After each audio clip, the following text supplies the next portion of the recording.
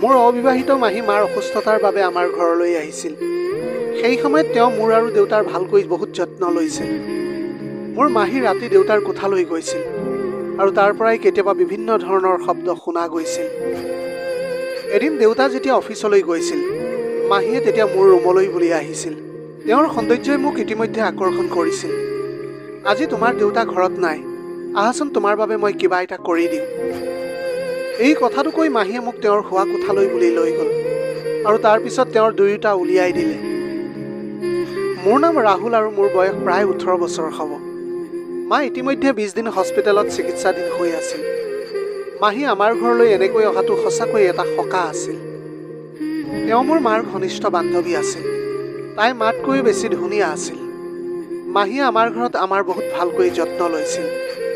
এদিন ৰাতি আমি আহাৰ খাই থাকোঁতে দেউতাই মোক মোৰ ৰুমলৈ যাবলৈ ক'লে। মই বহি ফোনটো চাই থাকোঁতে দেখিলোঁ দেউতাই মাহীক নিজৰ কোঠাৰ পৰা উলিয়াই আনিছে। সেই সময়ত মাহীক বহুত ধুনীয়া যেন লাগিছিল। ইয়াৰ পিছৰ কেইদিনমানৰ পৰা দেখিছিলোঁ যে দেউতাই মাহীক সদায় দেউতাৰ ৰুমলৈ বুলি লৈ যায়। এতিয়া তেওঁলোকৰ মাজৰ সম্পৰ্কক লৈ মোৰ মনত বহুত প্ৰশ্ন উত্থাপন হ'বলৈ আৰম্ভ কৰিছিল। এইটো সময়ত মা বিচনাত অসুস্থ হৈ পৰি আছিল আৰু মাৰ অৱস্থা দেখি মই বহুতো চিন্তিত হৈ পৰিছিল।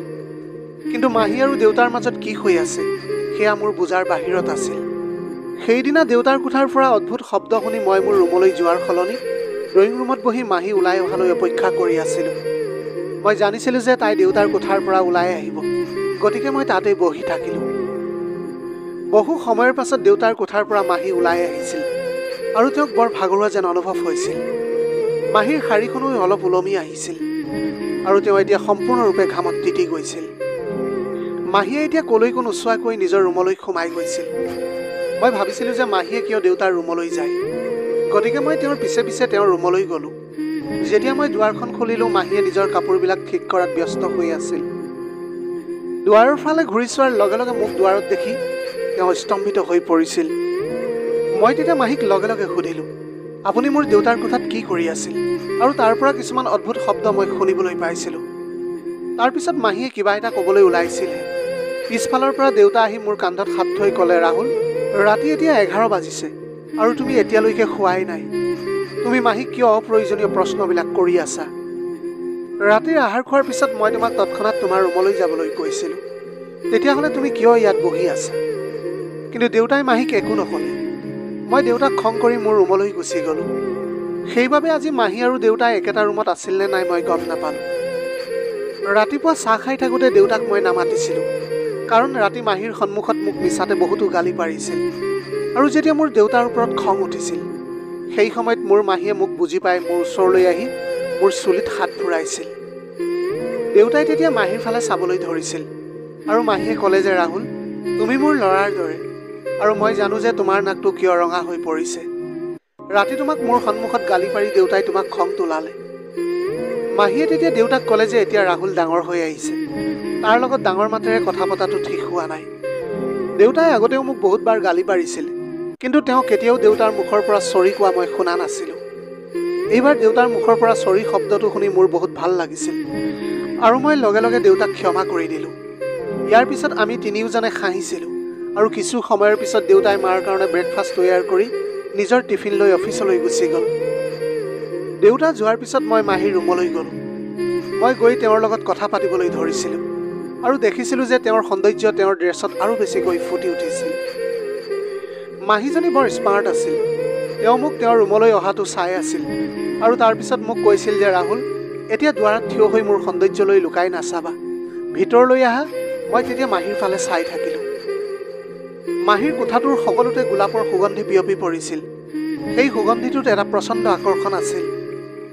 মাহীয়ে তেতিয়া চুটি কাপোৰ পিন্ধি থিয় হৈ আছিল আৰু তেওঁৰ গোলাপী ৰংটোৱে যেন মোক তেওঁৰ ফালে টানিবলৈ প্ৰচেষ্টা কৰি আছিল। এতিয়া মই তেওঁৰ সৌন্দৰ্যক ভালদৰে পৰ্যবেক্ষণ কৰি আছিলোঁ। তাৰপিছত মাহীয়ে আকৌ মোৰ নামটো মাতি ক'লে, ৰাহুল, তুমি সঁচাকৈ মোৰ সৌন্দৰ্যৰ প্ৰতি আকৰ্ষিত হৈ ইয়ালৈ আহিছানে? আচলতে মাহী, তোমাৰ ওচৰলৈ মই এটা প্ৰশ্ন লৈ আহিছোঁ। মই ইয়ালৈ আহিছোঁ কেৱল সেই প্ৰশ্নটো জানিবলৈ। তাৰপিছত মাহীয়ে ক'লে যে তুমি কি ক'বলৈ বিচাৰিছা ক'বলৈ পাৰিবা। মই তেওঁক সুধিলোঁ যে মোৰ পাপাৰ ওপৰত খং উঠিছিল, সেই কথাটো তুমি কেনেকৈ গম পালা? মাহীয়ে মোৰ চুলিত হাত ফুৰাই ক'লে, ৰাহুল, তোমাৰ জন্মৰ পৰাই মই তোমাক চিনি পাওঁ। তোমাৰ স্বভাৱটো মই ভালকৈয়ে জানো। কেতিয়াবা কেতিয়াবা সৰু সৰু কথাবোৰত বেছিকৈ চিন্তা কৰা আৰু কেতিয়াবা কেতিয়াবা ডাঙৰ কথাবোৰ সহজে আওকাণ কৰা। মাহীৰ উত্তৰ শুনি মই আচৰিত হৈ পৰিছিলোঁ, কাৰণ তেওঁ মোৰ স্বভাৱৰ বিষয়ে যি ক'লে সেয়া একেবাৰে শুদ্ধ আছিল। মই যেতিয়া ৰুমৰ পৰা ওলাই যাবলৈ ধৰিলোঁ, তেতিয়া মাহীয়ে মোক ৰখাই ক'লে, ৰাহুল, তুমি মোক অলপ সহায় কৰিবানে? মোৰ ভৰিত পাৱেল পিন্ধিব লাগে আৰু ইয়াৰ বাবে মোক তুমি সহায় কৰিবানে? মই ক'লোঁ, ঠিক আছে। এতিয়া তেওঁ মোক পায়েলডাল দিলে। মই তেওঁৰ ভৰিৰ ওচৰত বহি পৰিলোঁ। এতিয়া মই তেওঁৰ ভৰিটোত হাতখন লৰচৰ কৰাৰ লগে লগে মোৰ মনত এটা বেলেগ অনুভূতি হ'বলৈ ধৰিছিল। সেইবাবে মই খৰধৰকৈ পায়েলডাল পিন্ধালোঁ আৰু তাৰপিছত লগে লগে কোঠাটোৰ পৰা ওলাই আহিছিলোঁ। মাহীৰ মাত শুনি ওলাই আহিলোঁ। তেওঁ মোক প্ৰতিদিনে মাৰ স্কুটিখন লৈ স্কুলত থৈ আহিছিল। মই মোৰ বেগটো তুলি লৈ ওলাই আহিছিলোঁ। তেওঁ ভাল কাপোৰ পিন্ধি ঘৰৰ পৰা ওলাই আহিছিল। মই সুধিলোঁ, মাহী, তুমি ক'ৰবালৈ যাবা নেকি? তেওঁ ক'লে যে মই মাৰ্কেটলৈ যাম।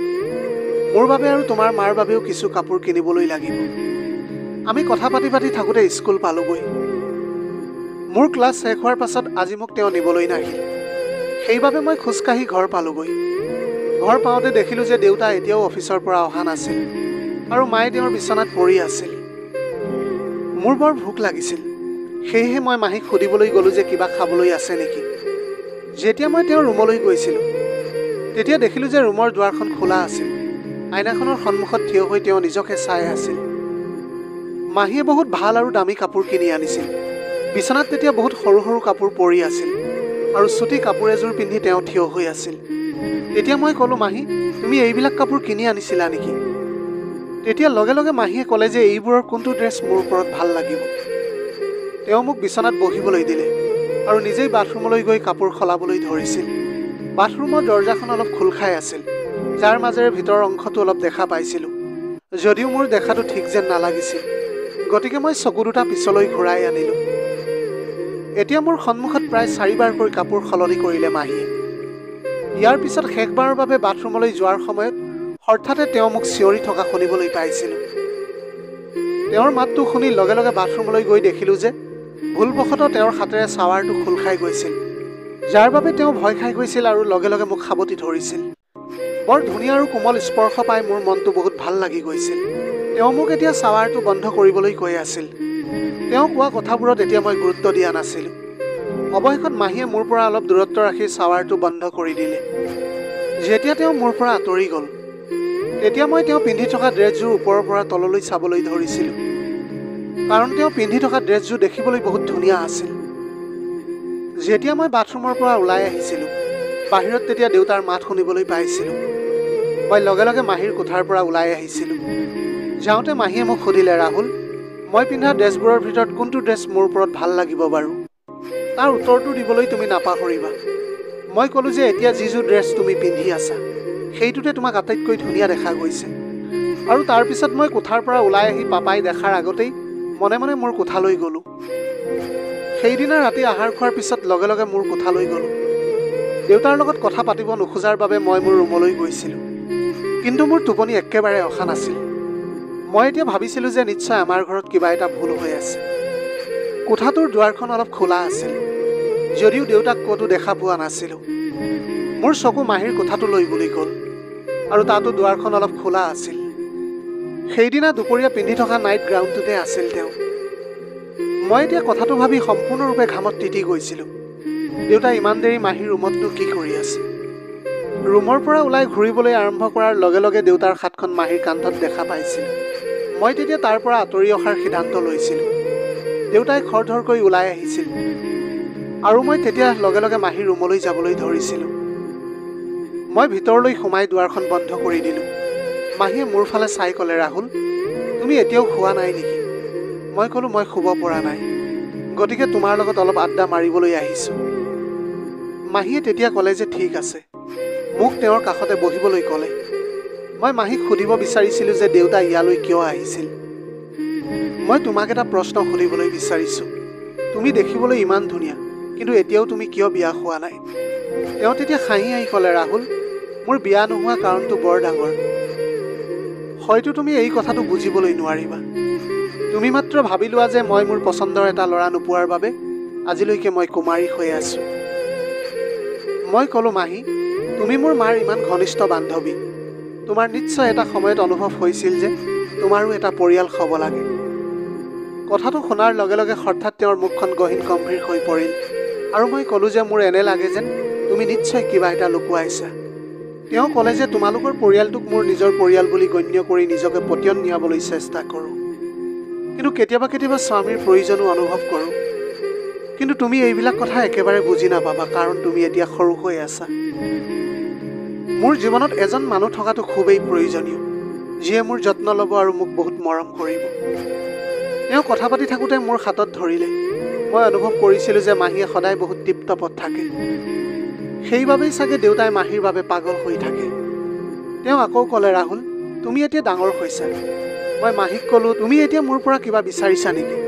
তুমি সদায় মোৰ বাঢ়ি অহা বয়সটোৰ কথা কৈ থাকা যে তুমি বুজি নাপাবা। মই তোমাক সকলো বুজাব লাগিব। তাৰপিছত তেওঁ উঠি কোঠাৰ পৰা ওলাই গ'ল। তাৰপাছত তেওঁ হাতত গাখীৰৰ গিলাচ এটা লৈ আহিল আৰু মোৰ ফালে আগবঢ়াই দিলে। এটা টেবলেটো দিলে আৰু ক'লে যে তুমি সঁচাকৈ ডাঙৰ হৈছা। এতিয়া তুমি নিজকে ডাঙৰ হোৱা যেন অনুভৱ কৰিবা। অলপ পিছতে তেওঁ মোক সাৱটি ধৰিলে। সেই সময়ত মই ভাবি পোৱা নাছিলোঁ যে মই কি কৰোঁ। ৰাতিপুৱা সাৰ পোৱাৰ লগে লগে দেখিলোঁ যে মাহী মোৰ ওচৰতে শুই আছিল। সেইটো সময়ত তেওঁ চুটি কাপোৰ পিন্ধিয়েই শুই আছিল। ৰাতিপুৱা দেউতা অফিচলৈ গ'ল। তাৰপিছত দুপৰীয়া মই মাহীৰ ৰুমলৈ গ'লোঁ। তেতিয়াও তেওঁ সাজু হৈ ফোনটো চাই আছিল। মই তেওঁৰ ওচৰলৈ যাওঁতে তেওঁ মোক ৰখাই ক'লে, মোৰ ওচৰলৈ অহাৰ আগতে তুমি এটা কাম কৰিব লাগিব। দেউতাক মোক বিয়া কৰাবলৈ পতিয়ন নিয়াব লাগিব। এতিয়া দেউতাক এজনী ভাল পত্নী আৰু তোমাৰ যত্ন লোৱা এজনী মাতৃৰ খুবেই প্ৰয়োজন। যদি মই এই ঘৰত স্থায়ীভাৱে থাকিবলৈ পাৰোঁ, তেন্তে তোমাক আৰু তোমাৰ দেউতাক সদায় সুখী কৰি ৰাখিম। এতিয়া তুমি ডাঙৰ হৈছা। তোমাৰ দেউতাৰ নিসংগতাৰ বেদনা তুমি এতিয়া বুজি পোৱা উচিত। মাহী বৰ বুদ্ধিমান আছিল। তেওঁ দেউতাৰ দৰে মোকো সুখী কৰাৰ কথা ভাবি আছিল। মই মোৰ মাহীক কৈছিলোঁ যে মই তেওঁক মোৰ মাক হোৱাটো নিবিচাৰোঁ। তাৰপিছত তেওঁ মোক ভাবুকি দিছিল আৰু কৈছিল যে যদি তুমি তোমাৰ দেউতাক মোক বিয়া কৰাবলৈ নোকোৱা, তেতিয়া মই তোমাৰ দেউতাৰ আগত ৰাতি ঘটা সকলো কথা কৈ দিম। মই তেওঁৰ কথাত হাঁহিবলৈ ধৰিছিলোঁ। তেওঁ তেতিয়া মোৰ হাঁহিৰ কাৰণটো বুজি পোৱা নাছিল। মই ক'লোঁ, মাহী, তুমি যদি মোৰ দেউতাক কিবা কথা কোৱা, তেন্তে তেওঁ তোমাক বিশ্বাস নকৰে। বিপৰীতে তেওঁ তোমাক এই ঘৰৰ পৰা বাহিৰহে কৰি দিব। তাৰপিছত খঙেৰে দেউতালৈ ফোন কৰিলোঁ।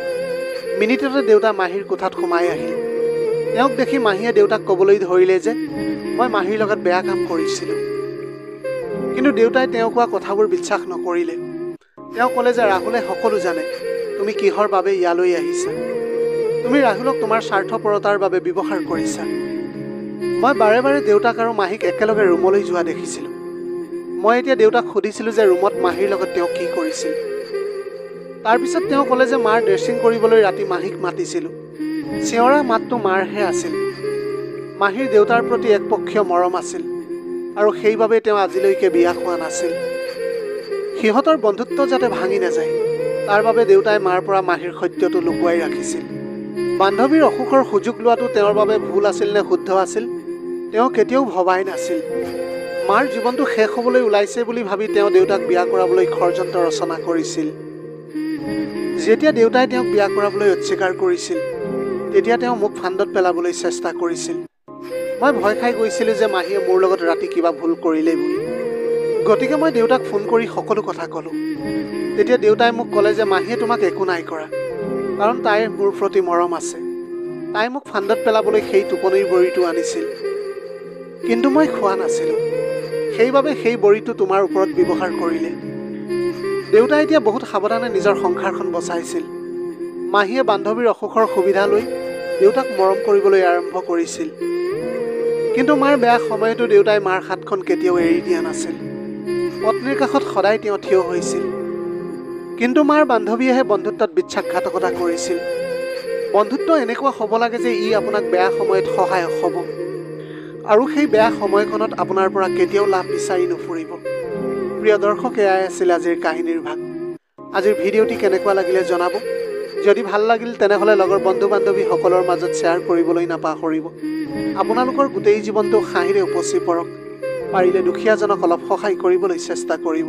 আপোনালোকৰ অকণমান সঁহাৰিয়ে যদি কোনোবা এজন দুখীয়াৰ জীৱনটো সলনি কৰিবলৈ পাৰে, তাতকৈ পুণ্যৰ কাম আৰু এই পৃথিৱীত একোৱেই হ'ব নোৱাৰে। Have a nice day.